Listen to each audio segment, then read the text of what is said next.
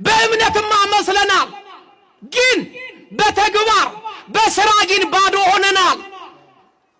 እምነት ብቻ ያጸድቅም፣ ምግባር ሥራ ያስፈልጋል። ምግባርና ሥራ ያስፈልጋል። ሥራ የሌለው እምነት ለራሱ የሞተ ነው ይላል ወገኖች። ሥራ ማለት ምን ማለት ነው? ተራራ መውጣትና መውረድ ነው ወይ? አይደለም።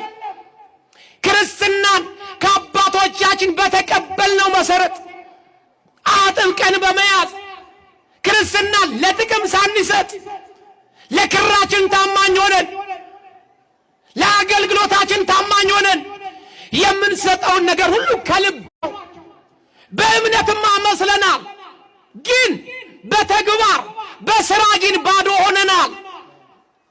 እምነት ብቻ ያጸድቅም፣ ምግባር ሥራ ያስፈልጋል። ምግባርና ሥራ ያስፈልጋል። ሥራ የሌለው እምነት ለራሱ የሞተ ነው ይላል ወገኖች። ሥራ ማለት ምን ማለት ነው? ተራራ መውጣትና መውረድ ነው ወይ? አይደለም።